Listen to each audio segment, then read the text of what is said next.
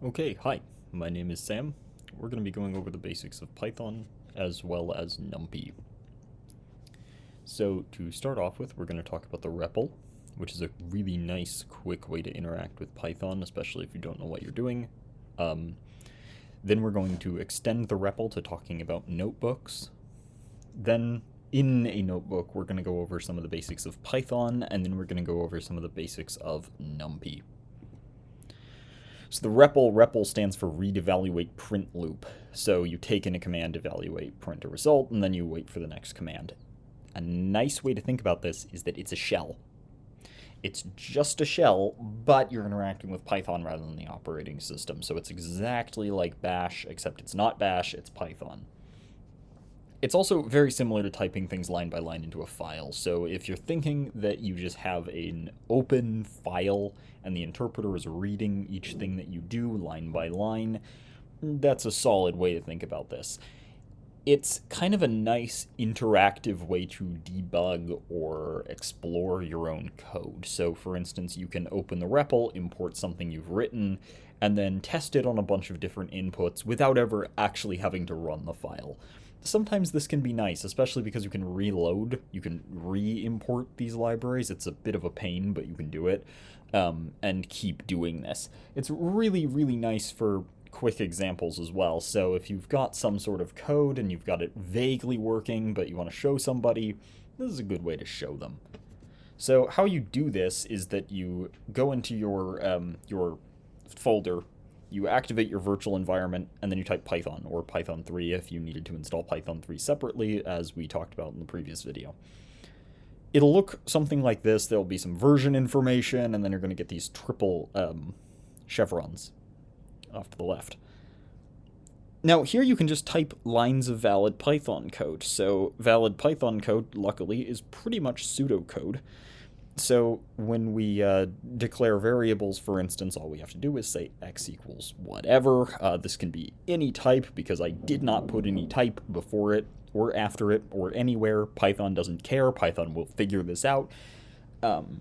Later, I will show you in a notebook just how deep this goes, because it turns out you can just assign variable names however you want. Python does not check. In practice, this can be a really, really big pain. So this is somewhat of a warning of a pitfall more than a sale of a feature. But anyway, so when it reads x equals 10, it reads it, it evaluates it, it sets x equals to 10. That x equals 10, just like in C++, produces no result, so it doesn't print anything, then it loops, and it waits for another input. Then I type x plus 10, it reads that, it evaluates it, it prints out 20 because 10 plus 10 is 20, and then it loops. Then I say x equals x plus 10, so now I store 10 plus 10 is 20 into x, and then I just say x, read x, get 20 when I evaluate it, print 20, loop. And I just do this a couple more times so that you can see that arithmetic works like you think it does. If you write pseudocode in here, it will do what you think it does. Parentheses are just as important as in any other language.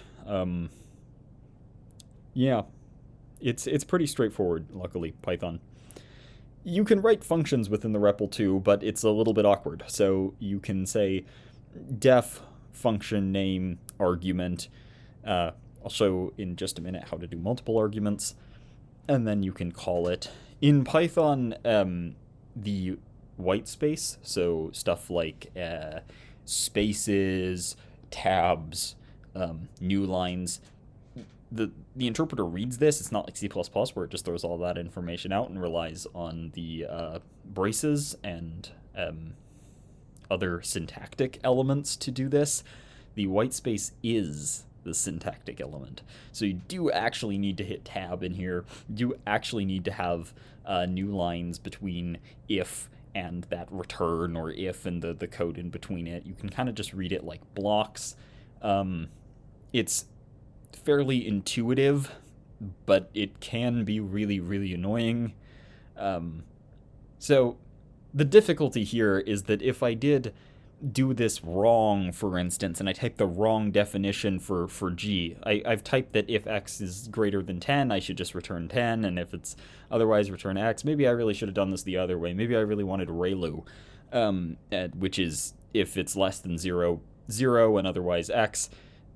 I would have to redefine g of x, so I'd actually have to go and I'd have to type out def g of x if x less than. I couldn't just edit the line that I have here, obviously, because it's just a command line. So this is really actually quite frustrating. So you kind of just want the REPL to do basic examples, the absolute, you just want to call functions.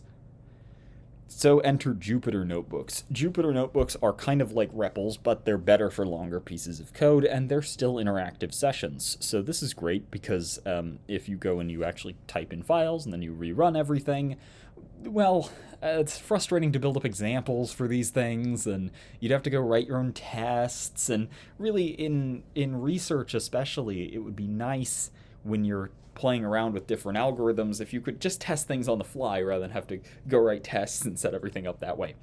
So to invoke it, we installed it last time with pip install Jupyter. We can invoke it by just running the command Jupyter Notebook within our virtual environment. And then it will just open in your browser.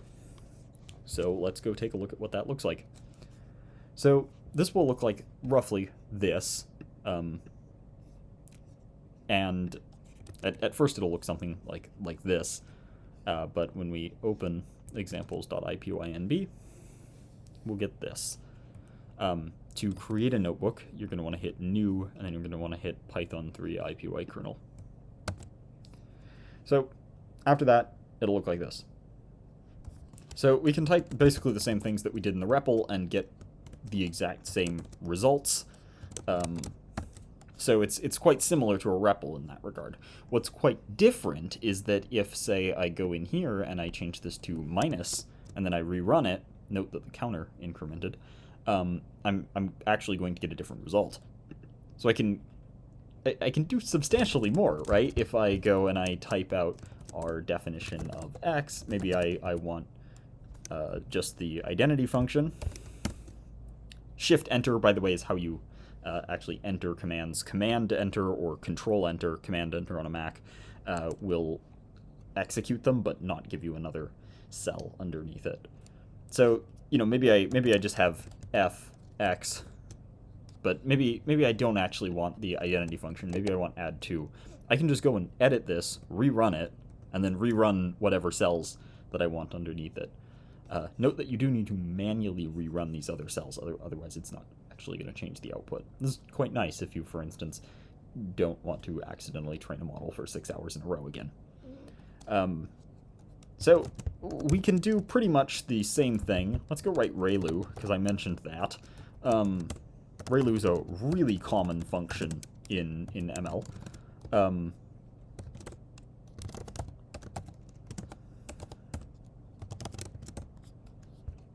It also does nice syntax highlighting stuff, which is pretty nice. It's not a full development environment, but it's really pretty good for what we get. So I have a pretty simple, straightforward function here.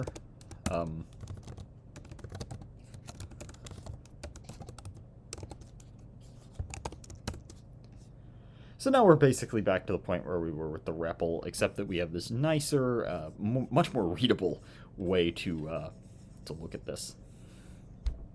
So now we can start to talk about some of the more advanced, I guess, features of Python. Let's start with lists. So lists are really simple in Python. They're just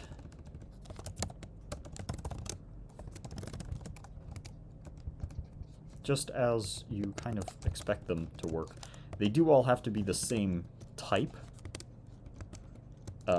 So they all have to be, for instance, strings,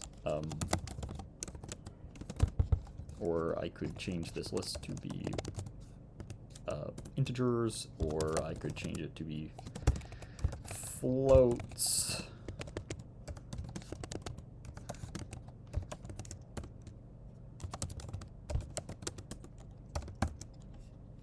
So you can kind of just produce things like this. You can do for loops, and again, you can basically just write in pseudocode. You can say for element in example list, and it doesn't have to be element, it's just whatever you want to call the iterator.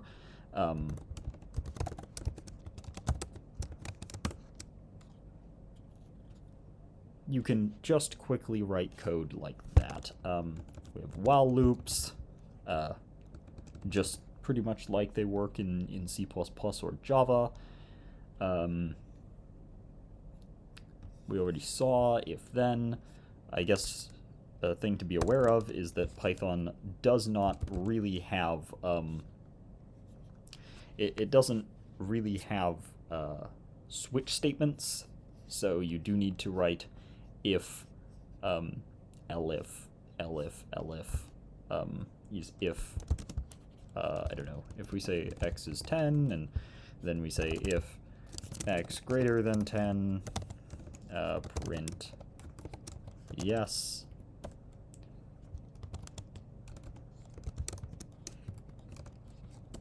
Elif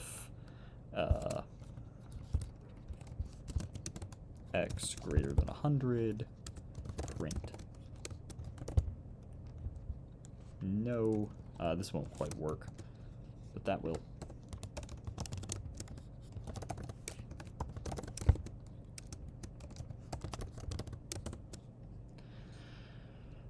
So, if you want switch statements, you have to word them like this.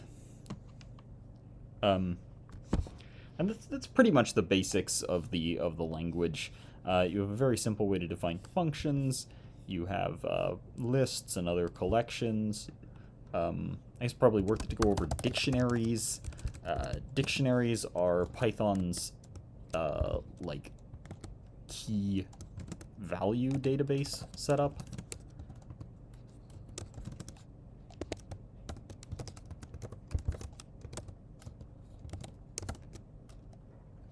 And they basically just work like this. You can use these for a shocking number of problems. They're actually really nice to solve things with. So you might want to look into using those. But let's get on to Numpy. Numpy is a really, really important library. It's a really, really wonderful vectorized computation library. So the basic idea of Numpy is that you have large ND arrays. So you could have 3D arrays, you could have 4D arrays, you could have kind of any shape. And I can explain what that means a little bit better by actually making a few and showing you what they look like. So if I want a one-dimensional array of 10 elements and I just want to set them all to 0, I can do that like this. And so it's a one-dimensional normal array as you would think about it in C++. Maybe I want all of them set to 1s, and I want it to be a 2x10 array. I have done this wrong.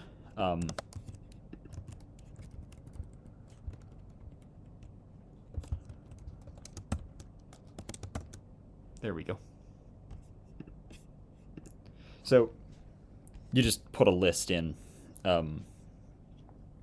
that tells it the shape.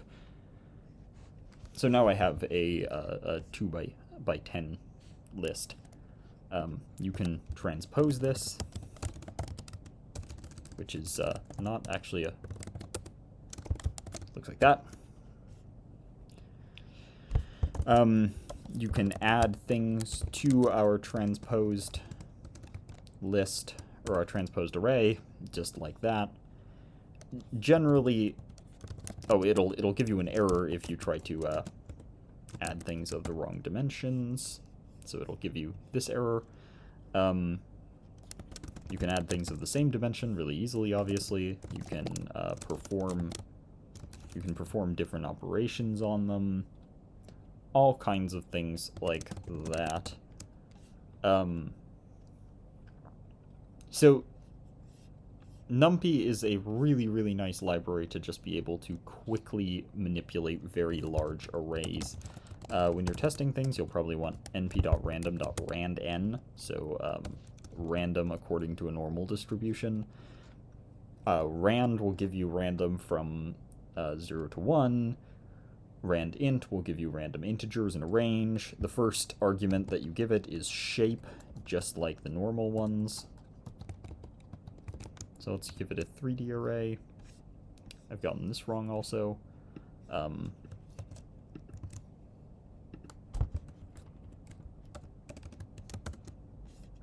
This is the one that actually wants it as this variadic function. Which is kind of odd. I guess that's the thing to look out for in Numpy, is that sometimes they're actually different. So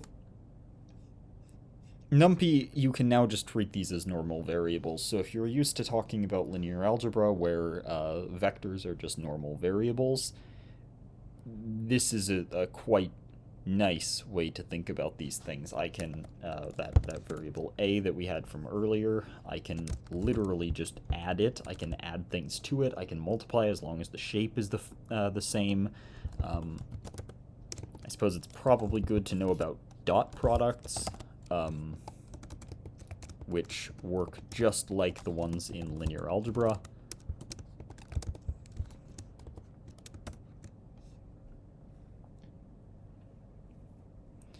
So you can now treat Numpy code as pretty straightforward, similar to Python code from here on out. But the difference between this and lists is that this uses much faster low-level techniques that make it work a lot better. It keeps things together. You have a lot of different cache things going on. So that's your absolute basics of Python and Numpy, as well as some of the basics of Jupyter Notebook. In the next video, we'll talk a little bit about how to use Jupyter Notebook to graph things, and we'll go over some maybe more interesting things using Numpy rather than just basic mathematics. You can definitely get much more complicated with this, so we'll dive into that next time. Thank you, and I hope that this clears up some of the stuff about Python and makes it easier for you to get started.